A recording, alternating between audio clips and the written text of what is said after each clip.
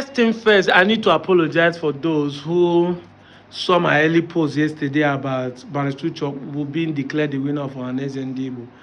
But as you can see, finally we saw that it's Azota John, Senator Mbata, that later won the election. So we thank the River State people, the governors, and all those who participated and how they make it free and fair, even though it's not who some people expected to be the winner. But finally, we have a River State person to represent Ohanaeze. I want to thank you all. But like I always do, I always use every opportunity I have to let my people know the truth. Do you see what is going on? A senator of Nigerian Federal Republic from River State accept that he's Igbo. People like Michael Kiro accept their Igbo. People like Amechi accept their Igbo. Men who can pay more than 100 people 5,000 to protest on the road. But you that doesn't have money, we no chop belle full, they will give you 5,000 naira. You gotta be protesting. Ikere is not evil. Ogba is not evil. Eche is not evil. River State are not in evil. Who do you like this? What do you gain to benefit by denying?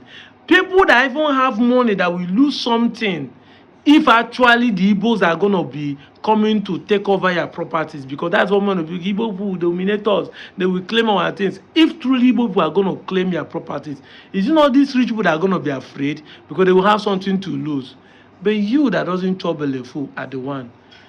Don't you see? That's what I'm saying. It is the poor that deny their identity.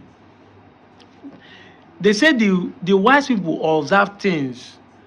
People who are sensible should look at the event that is happening and find out that you are wrong by saying that we are not Igbo. See them, Egbema, Ndoni, Eche, Ikwere, men of substance have accepted their Igbo-ness. Now that Ohanaeze Igbo is from River State, tell me how you can boldly say that you are not Igbo. It is time we forge ahead. Makani Igwe Bike. United we stand. We can do better by being one. Stop thinking that they are telling you to be Igbo because they want to bring Biafra or IPOB to your place. It's not truth. This Christmas that passed now, Anambra people traveled home. Nobody was kidnapped. No IPOB person did anything. People traveled to Imo State. People traveled to Abia. People traveled to Ebonyi. People traveled to Enugu. Enjoy their Christmas. Did you see any? That will tell you that the IPOB propaganda we are hearing is from the government. They are not reality on ground.